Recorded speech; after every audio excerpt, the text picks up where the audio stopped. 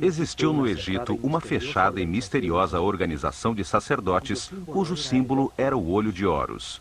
Eram o poder real nas sombras atrás do faraó.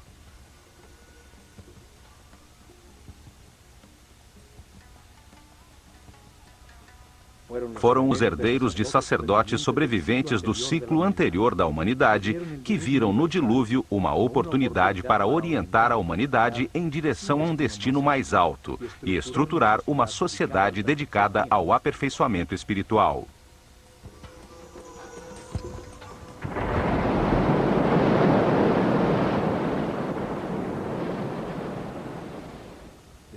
A partir do nada, ao redor de templos e centros religiosos, desenvolveram a civilização egípcia.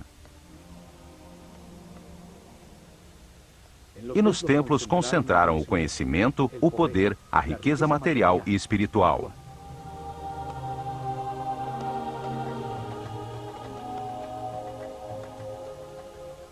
Cada templo revelava um tema diferente. O templo de Osíris, em Abidos, a reencarnação.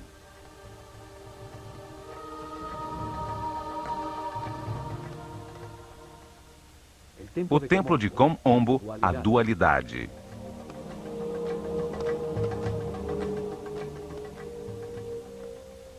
O templo de Luxor, o corpo do homem.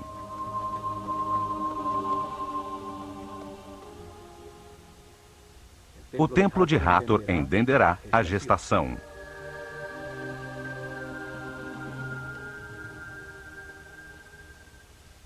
O de Ísis, em Philaet, o princípio feminino.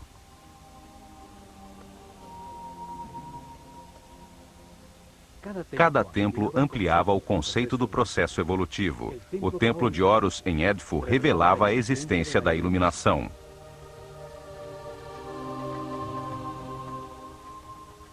O de Karnak se dedicava à evolução da consciência. Cada templo era um livro vivo, contando uma história diferente, especializando-se numa parte da revelação. Os templos transmitiam o conhecimento através de histórias simples, cheias de mitos e personagens fantásticos.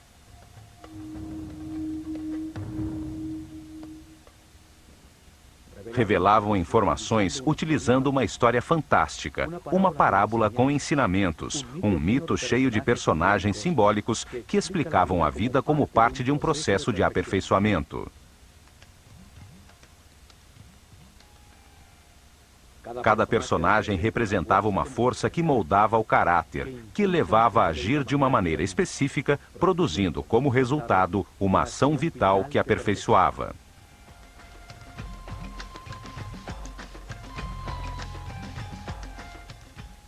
As formas dos personagens e a ação vital que representavam indicavam a sabedoria dos sacerdotes do olho de Horus. Para escolhê-los, estudavam profundamente os animais e insetos, até entender a sua função vital e o que se obtinha através dela.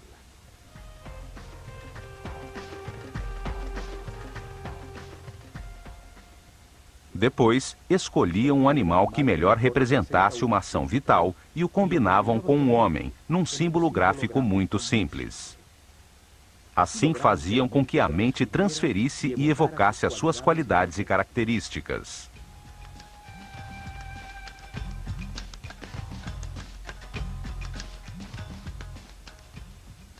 Um homem com cabeça de falcão convertia-se num ser que tudo vê, como um pássaro que evoca a liberdade e a leveza do espírito.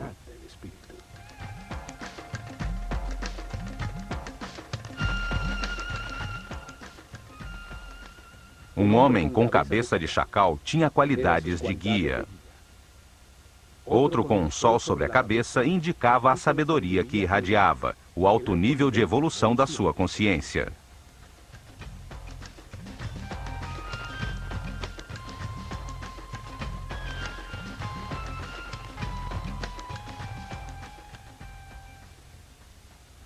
Um desses personagens simbólicos foi chamado de Osíris. Em Abidos, protegido do exterior por altíssimos muros, está o templo que relata a sua história. Um enorme complexo onde viveram milhares de pessoas.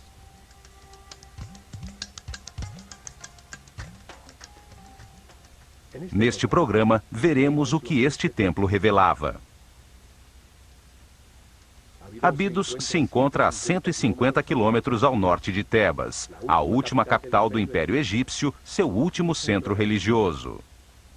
Por volta do ano 1300 a.C., Sete I e seu filho Ramsés II construíram um templo dedicado a revelar a existência da reencarnação.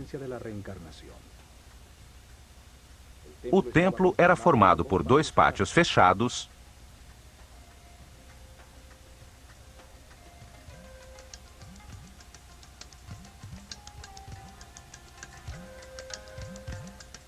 dois enormes salões com altíssimas colunas,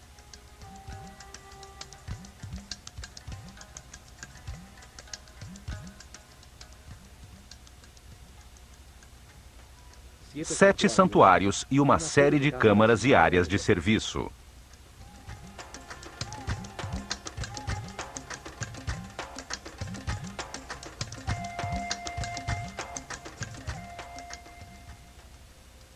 Osíris era o senhor da reencarnação. Representava a força que impulsiona o processo evolutivo do homem através de muitas vidas, transmutando-o num ser perfeito e imortal.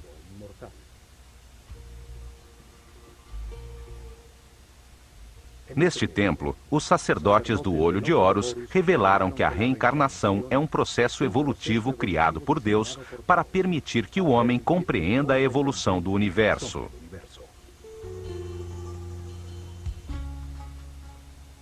A informação na consciência é ampliada lentamente, através de muitas vidas, para transformar a ignorância dos seus filhos em sabedoria.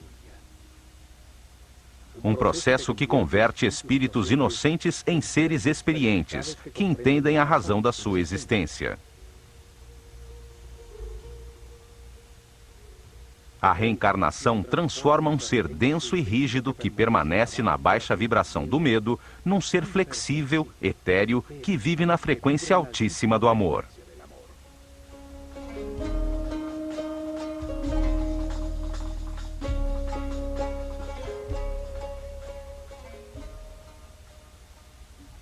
Aos poucos, a sucessão de vidas transforma um homem animal num ser sábio e respeitoso, capaz de manipular imensos poderes com responsabilidade. Um super-homem. O processo de aperfeiçoamento se realiza na Escola Universal dos Contrastes, uma realidade de opostos, polarizada e dual, de luz e escuridão, de matéria e espírito, de sofrimento e felicidade. O contraste permite comparar as partes antagônicas. As situações opostas permitem diferenciar e compreender qual é a verdade que leva ao aperfeiçoamento espiritual, à paz e à harmonia. Esta porta só se abria 4 vezes por ano. 4 dias significativos que uma sociedade orientada e regida pelos astros demonstrava através de sua arquitetura seu conhecimento dos movimentos do Sol. Esses dias de equinócios e solstícios definiam os ciclos climáticos da Terra. As 4 esquinas do Sol marcavam as mudanças de estação, a enchente do Nilo, o tempo do plantio e da colheita. O primeiro raio de sol entrava pela porta do templo, iluminando o interior do santuário de Amon-Ra, a barca de ouro.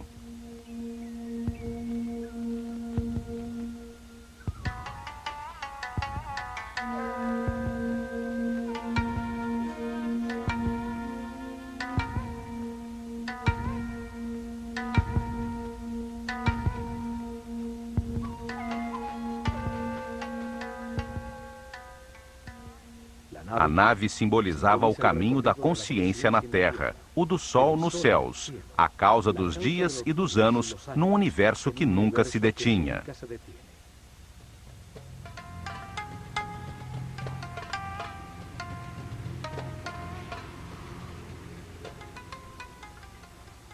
O povo só podia entrar até esses pátios para participar das cerimônias que se realizavam ao entardecer e ao amanhecer de solstícios e equinócios, como em todos os templos do Egito. Este primeiro salão continha informação sobre o tempo e o espaço, os ciclos zodiacais que produzem ritmos, tempos difíceis e fáceis, a alternância necessária no universo de contrastes.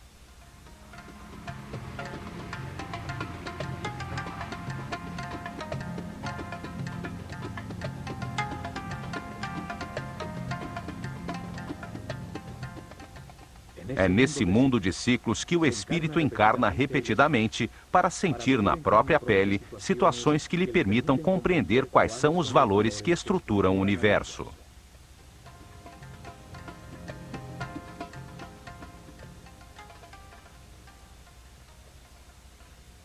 Em cada vida, adota uma nova personalidade, com outra família, em outro lugar e tempo, para experimentar situações definidas por um novo destino. Tem uma mente livre para decidir como agir nas situações que enfrenta e para analisar o resultado de seu comportamento. É assim que evolui, ao tomar milhões de decisões e avaliar os seus resultados.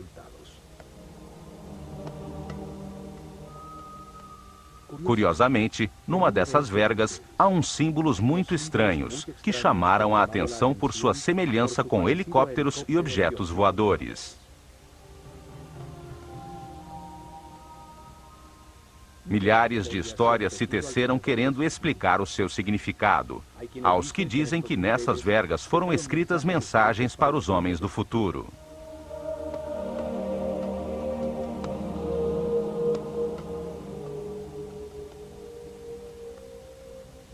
E no momento em que estes símbolos forem entendidos pelos visitantes do templo, chegará a nova era de Aquário e a humanidade viverá o fim de um ciclo e uma mudança transcendental. 36 colunas sustentam o alto teto do salão seguinte, dedicado à ordem universal, ante as 7 capelas que arrematam o templo.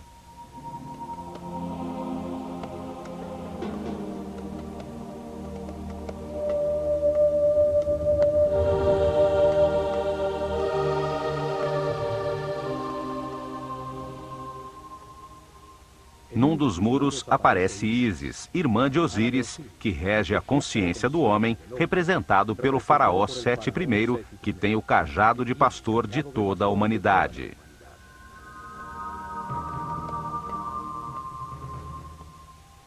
Dá o sopro de vida, o instante divino em que o espírito encarna num corpo, para encontrar verdades sobre o universo, ao compreender os resultados de suas decisões na vida.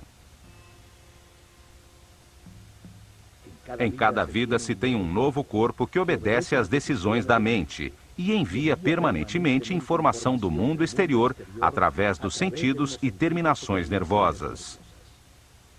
Vida após vida, o homem experimenta uma série de circunstâncias ao se relacionar com outros seres. Os acontecimentos difíceis são a lição que veio aprender, o destino que lhe corresponde.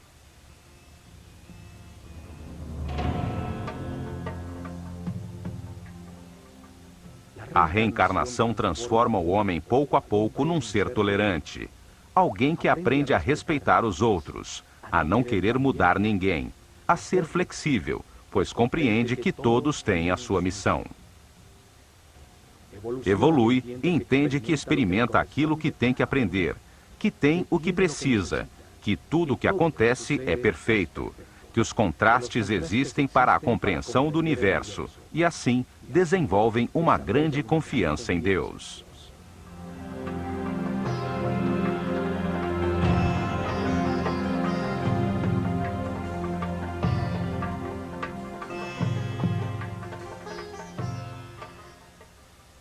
Transformam o sofrimento em paz, a intolerância em respeito, a agonia em harmonia. Encontra a felicidade. Assim, eleva sua energia vital, alcança sentidos e poderes e torna-se um ser invulnerável.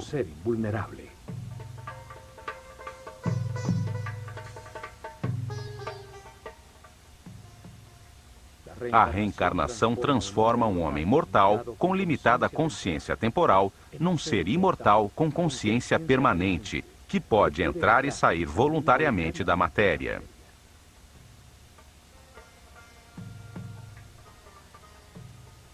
O homem tem mais que uma vida. A morte é apenas uma porta para mudar as circunstâncias e receber outro destino.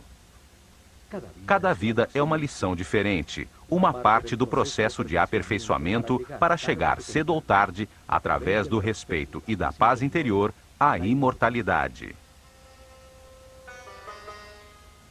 A revelação egípcia estabelece que cada espírito passa por esse processo de aperfeiçoamento durante um ciclo cósmico, uma volta do sistema solar ao redor do Sol central da galáxia.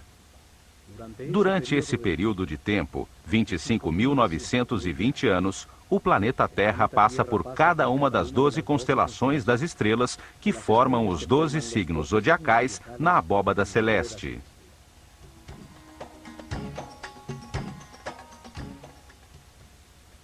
Isso acontece para que o espírito receba as diferentes energias e forças das estrelas durante 12 eras de 2.160 anos, 12 ciclos que produzem diferentes processos e estados.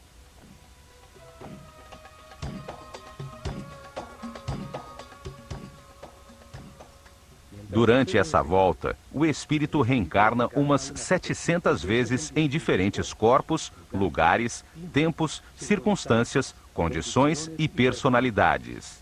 Durante essas vidas, ascende do primeiro ao 7º nível de consciência.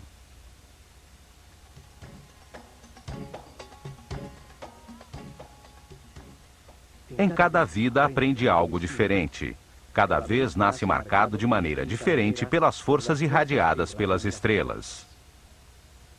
Para revelar esse processo de aperfeiçoamento, de reencarnações, os sábios egípcios criaram o mito de Osíris. Uma história com duas forças opostas que se manifestavam na mente e no universo polarizado para permitir a evolução. A mente do homem, influenciada pela tensão entre essas duas forças fundamentais, decide comportamentos e ações que produzem resultados com os quais se aprende.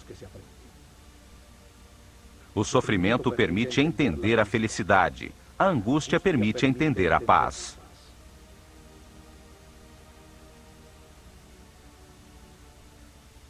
O mito tinha 4 personagens fantásticos. 4 irmãos que se juntaram de maneira natural e, ao fazê-lo, representaram duas forças opostas, a luz e a escuridão.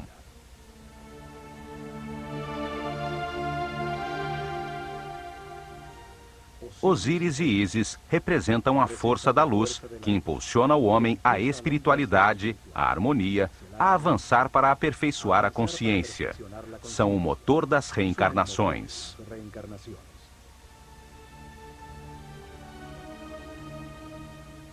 Set e Neftis simbolizam a força da escuridão, que impulsiona o homem à materialidade, aos prazeres sensoriais, à densidade da inconsciência e à imobilidade da ignorância.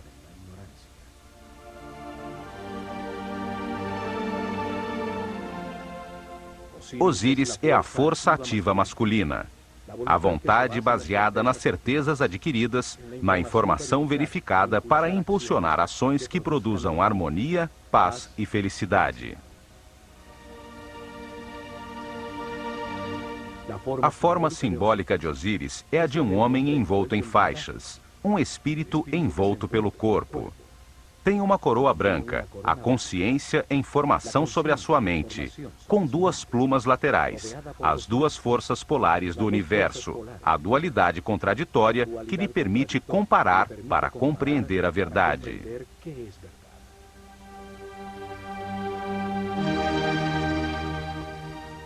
Em sua mão esquerda, leva o gancho de pastor, a força que guia o rebanho humano pelo caminho das transformações e dos ciclos. Na mão direita, leva o instrumento que separa as espigas boas das ruins. Cada decisão, Cada colheita produz o resultado de um sofrimento. As espigas ruins são de harmonia. As espigas boas são a consciência ao compará-las, o que permite o aperfeiçoamento. 7 representa o peso da animalidade original, que atrasa a espiritualização da matéria. É a vontade egoísta de obter o prazer, ainda que isto cause caos e sofrimento aos outros. É um instinto que domina. O confronto dessas duas forças ativas e masculinas é seguida pela parte passiva e feminina. Ísis gera as emoções superiores, as intuições, no mundo interior. Recebe a inspiração e produz as ideias, a busca e a adoração de Deus, o êxtase.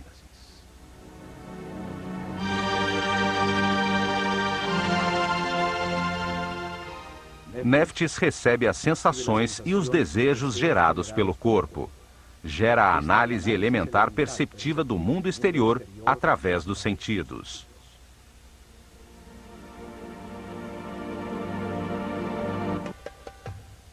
Ao fundo do salão da Ordem Universal encontram-se 7 santuários que são o coração do templo. Explica as fases do Gênesis, a aparição do pensamento humano e os princípios divinos, as forças que impulsionam seu processo de aperfeiçoamento. O primeiro santuário está dedicado a Thoth e ao nascimento do faraó Sete I, que representa no templo o nascimento da consciência do homem no universo.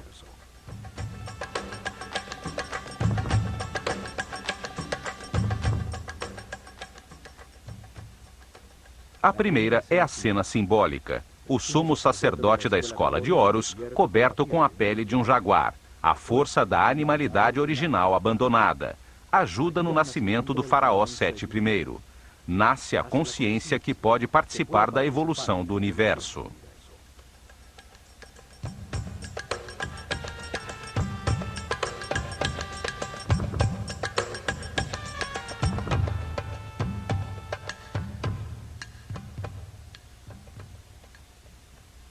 Thoth, um homem com cabeça de íbis, simboliza o verbo divino, que dá nome a tudo o que existe. Representa o princípio multiplicador do único Deus, que ao nomear, cria um ser divino. Thoth carrega o livro do destino, onde anota as transformações de cada espírito, os nomes e formas, as diferentes personalidades na cadeia de reencarnações que nos levam à imortalidade.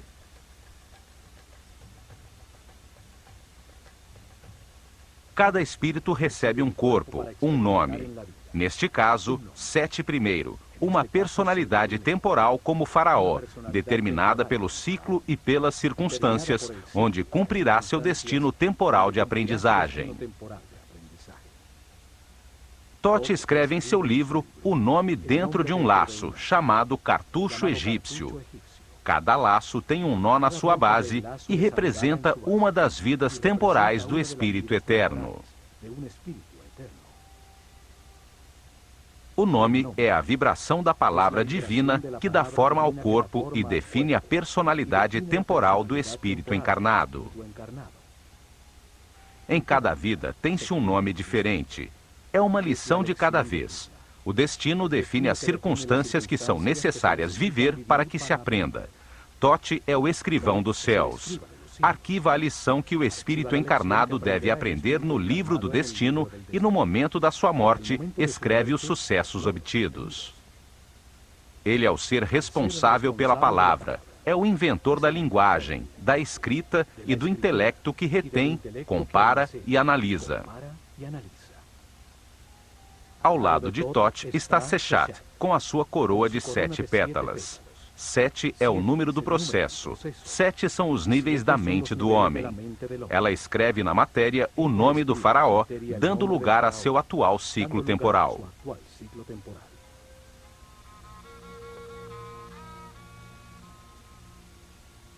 Parte do mito de Osíris é o chamado julgamento dos mortos.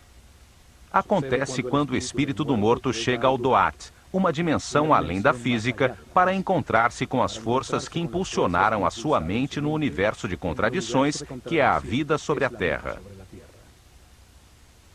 No Duat revê a sua vida, avalia seus atos e eleva o que aprendeu sobre o universo até sua consciência permanente, antes de reencarnar, a fim de que continue o processo de aperfeiçoamento. Anubis, um homem com cabeça de chacal, guia o espírito do morto nesse mundo imaterial. O chacal simboliza a força guia. Os egípcios perdidos no deserto reencontravam a civilização seguindo as suas pegadas.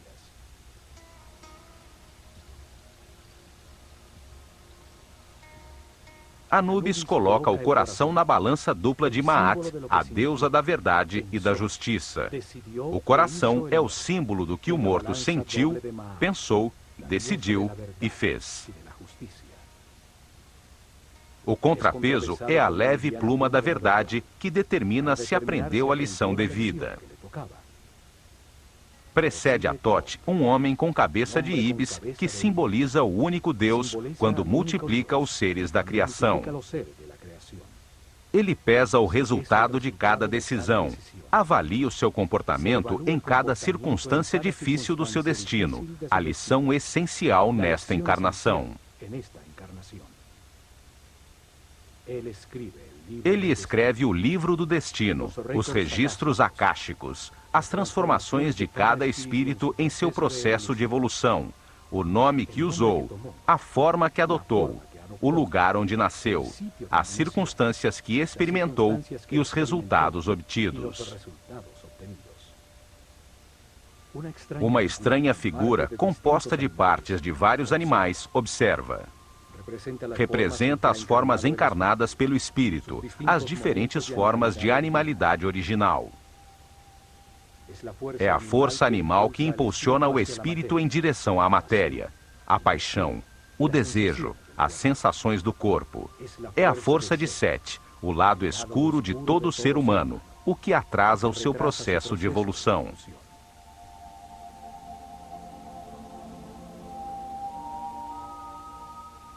O espírito eleva as compreensões verificadas por sua personalidade temporal até sua parte eterna e recebe de Thoth um novo destino, uma nova lição e uma nova vida para viver.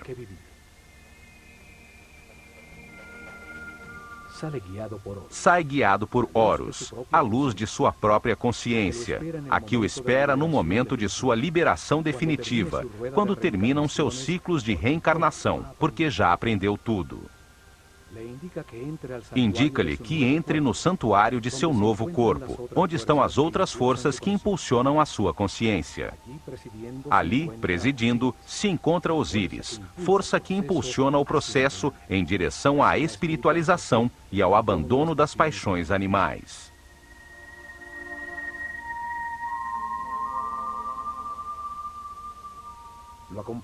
Está acompanhado de Ísis e Néftis, suas conexões com as sensações e emoções do corpo que ocupa nesta nova vida em que acaba de nascer.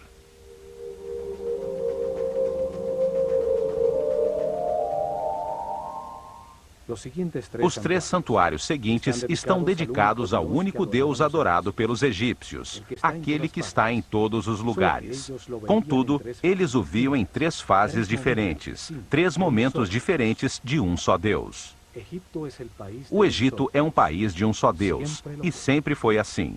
Só que para eles, esse único Deus, essa única e total consciência, se manifesta no universo em 3 diferentes momentos do Gênesis.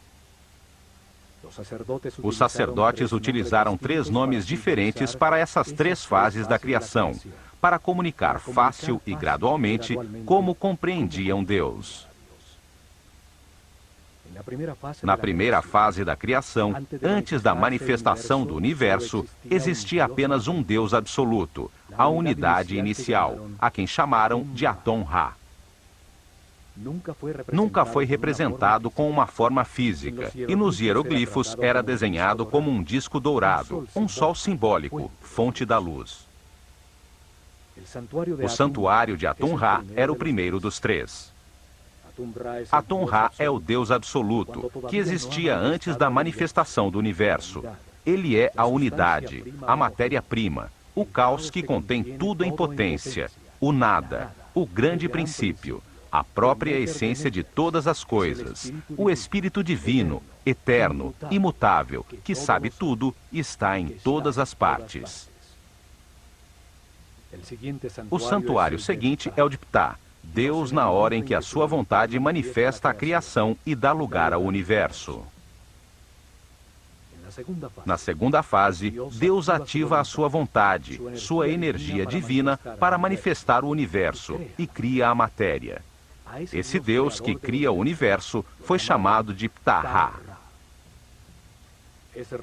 Nos escritos sagrados está representado por um homem envolto em faixas, que segura um bastão composto de 3 símbolos.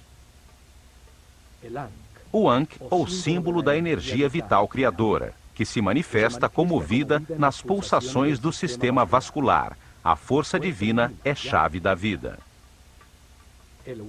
O Uas, que representa a artéria principal, simboliza o canal por onde flui a energia pelo corpo. Também tem a forma de um bastão que utilizavam no campo para controlar serpentes. O controle da corrente vital, a serpente energética, o Kundalini que sobe pela coluna vertebral. O Djed, que simboliza o eixo de crescimento e desenvolvimento de todo ser vivo, a coluna vertebral que estrutura todos os seres, dando forma aos diferentes corpos. O bastão de Ptah tem, portanto, uma profunda simbologia referente à energia que gera a vida.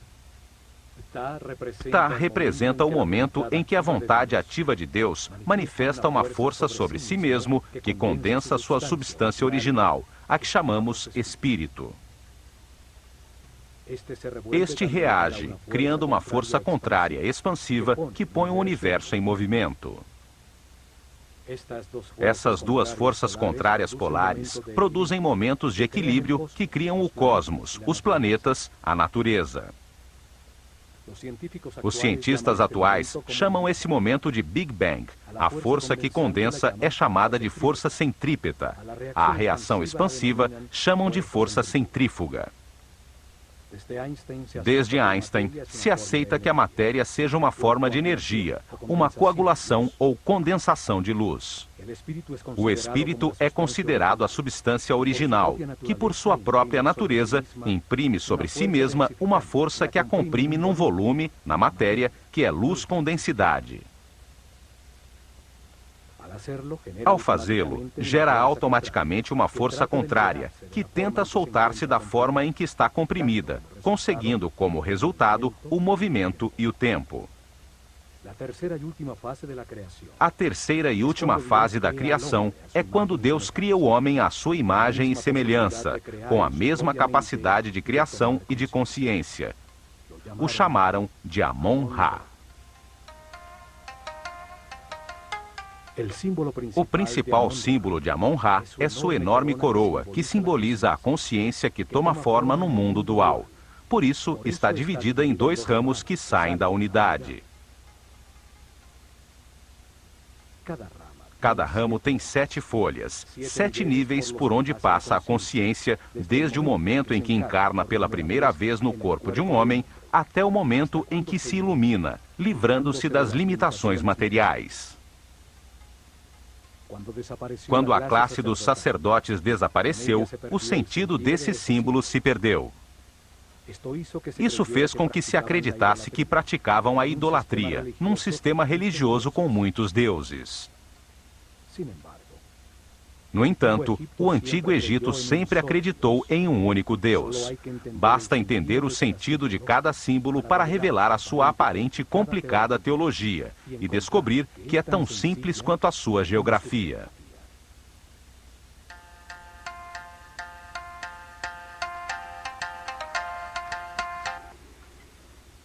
No templo de Osíris, em Abidos, o único Deus, em cada uma das fases da criação, tem o seu próprio santuário. O último santuário é o de Amon-Ra. representa o momento em que no universo existente, Deus cria o homem à sua imagem e semelhança com o propósito de conscientizá-lo sobre a própria vida. Esta é a capela central do templo, dando importância central ao aparecimento da consciência no universo.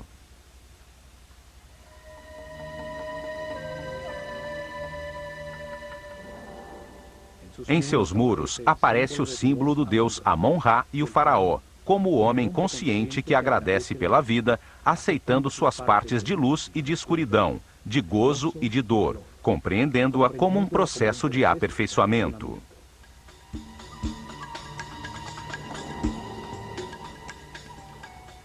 Amon-Ra também simboliza de maneira fálica a multiplicação da consciência, com um falo à altura do umbigo, o lugar de onde cresce o homem. Usa sempre alguns dos símbolos sagrados, a chave da vida ou o canal da energia. O universo e sua essência, o homem, evolui até a consciência absoluta. O destino divino do homem é chegar ao passo seguinte da evolução, um ser espiritual e supramental. O faraó envolve Amon-Ra com uma capa transparente, representando o dar forma a Deus na mente do homem, para que compreenda a razão da existência. Aponta com seu dedo para o terceiro olho, ponto reconhecido em muitas religiões e cultos como a porta além do físico. Amon-Ra recebe uma taça em forma de coração que contém o amor e a sabedoria armazenada pela evolução de todos os homens. As três capelas seguintes estão dedicadas da seguinte maneira: a primeira a Osíris, a segunda a Ísis e a terceira ao filho de ambos, Horus. Na criação polar que se manifesta como luz e escuridão, Osíris e Ísis representam a luz, o avanço da consciência através dos ciclos de vida, morte e renovação.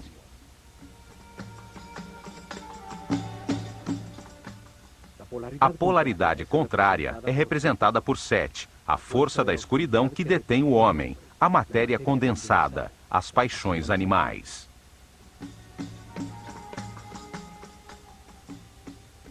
Horus nasce quando a luz triunfa sobre a escuridão. É o filho de Osíris e Ísis. Representa o momento em que cada ser espiritualiza a sua matéria, deixando para trás a sua animalidade original, transformando-se num ser sem limitações, consciente de todas as vidas que viveu.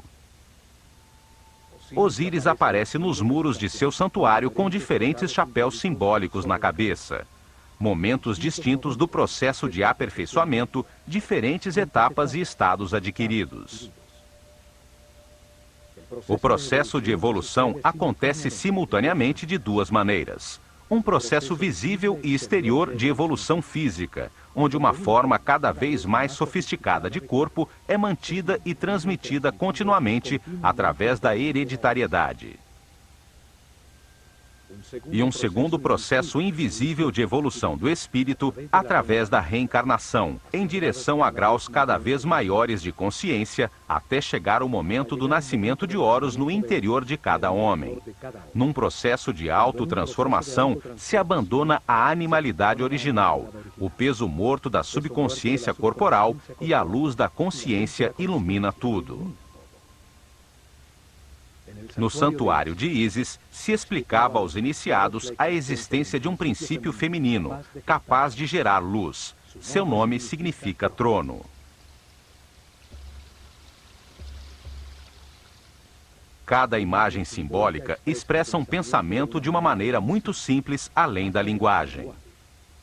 Na filosofia esotérica, se diz que cada símbolo tem 7 chaves.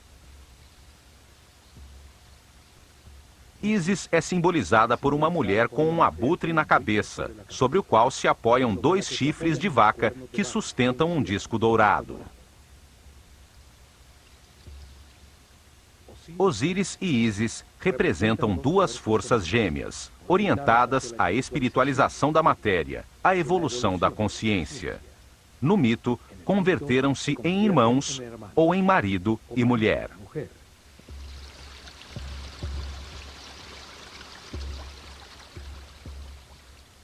O abutre é um pássaro que voa e que é totalmente dedicado à sua cria. Em seu interior, transforma as substâncias em decomposição, convertendo-as em alimento, em nova vida.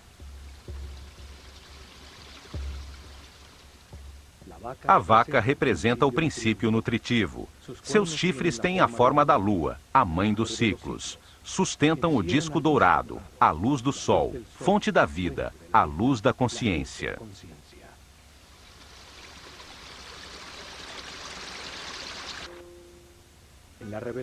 Na reveladora história mítica, Osíris e Ísis governavam o Egito. Deram forma às suas leis, foram o instrumento da civilização, ensinando o respeito e a busca de Deus.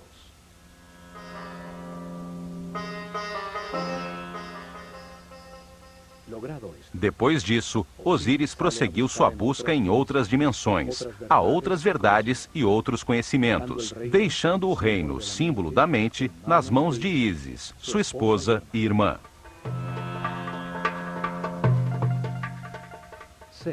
Sete, seu outro irmão, a força animal obscura, queria apoderar-se do reino, da mente do homem e de Ísis, por quem estava loucamente apaixonado. Quando Osíris regressou, Sete, em conspiração com outros 72 nobres, o convidou a um banquete ao qual levou um belo sarcófago talhado na madeira, do tamanho exato de Osíris. Declarou que o daria de presente a quem se ajustasse nele perfeitamente. Um a um, eles experimentaram, e quando Osíris se deitou em seu interior, os conspiradores fecharam a tampa e selaram-na com chumbo. Depois, atiraram o sarcófago no Nilo. Sete, que representava a parte animal e passional de todo ser, tomou posse da mente, limitando-a às sensações e desejos do corpo.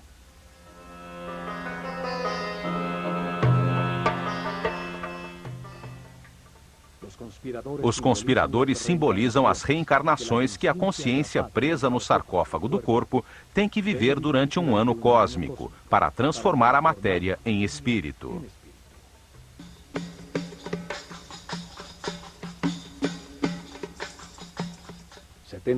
Setenta e dois anos se passam, enquanto a Terra percorre um arco de 30 graus de cada constelação na abóbada celeste.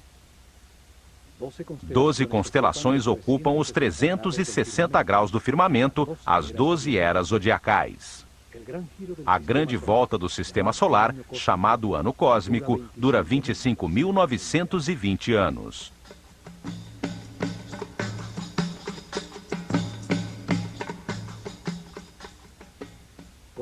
Segundo o mito, o sarcófago com Osíris chegou às costas do Líbano, onde, preso a uns galhos de tamarga, converteu-se numa bela árvore que o contém em seu interior. O rei desse lugar viu a bela árvore e a cortou para fazer uma coluna do seu palácio, sem saber que o sarcófago continuava incrustado em seu interior. Depois de muitas aventuras, Ísis resgatou o sarcófago e o trouxe de volta ao Egito. Quando Sete descobriu, cortou o corpo de Osíris em 14 pedaços e espalhou-os por todo o país.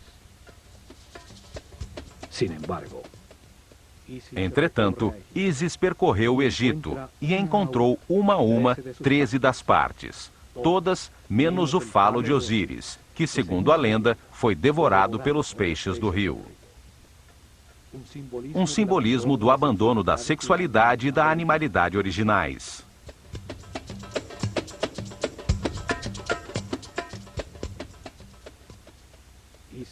Ísis, ajudada por Tote, conseguiu unir os pedaços do corpo de Osíris e teve uma comunhão espiritual com seu marido. Ela ficou impregnada de sua essência e engravidou de Horus.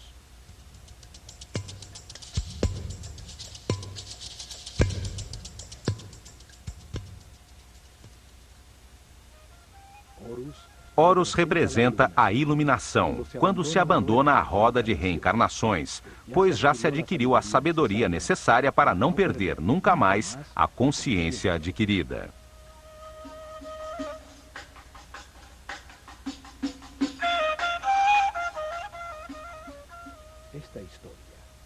Esta história simboliza a evolução, o processo do espírito do homem, desde a primeira vez que encarna num corpo, até que depois de muitas vidas, através das emoções superiores, da inspiração e da intuição, alcança a iluminação e a sabedoria para sempre.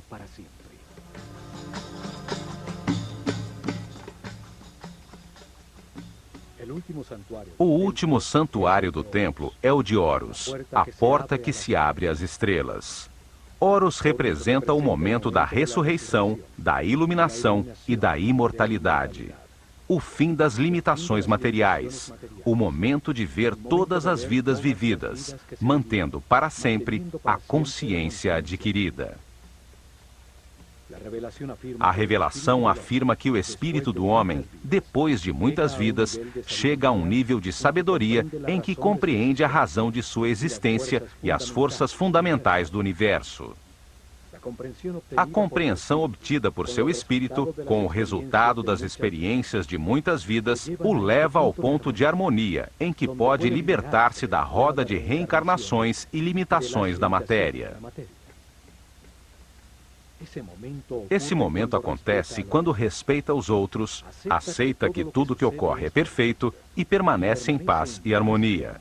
Quando armazena altos níveis de energia vital e resolve, com toda a sua vontade, buscar a Deus em somente uma vida. Se ao chegar a esse nível, decidir esforçar-se para conseguir a perfeição, abre a porta ao caminho de Horus, à transformação que permite o abandono da roda de reencarnações sucessivas. Horus representa o triunfo da luz sobre a escuridão, o domínio da animalidade original, o fim das limitações materiais, o passo definitivo da ignorância à sabedoria, a porta dimensional que o leva acima das hierarquias do universo.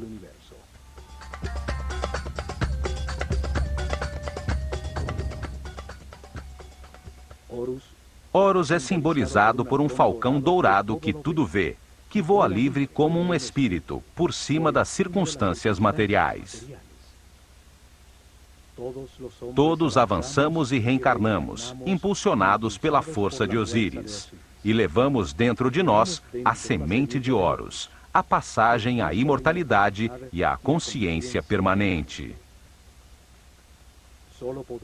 Só poderemos chegar lá aprendendo a ser flexíveis, a valorizar o que temos, a aceitar as circunstâncias e as pessoas que nos rodeiam e a agradecer pela oportunidade de estar vivos, para tomar consciência de que fomos criados por amor.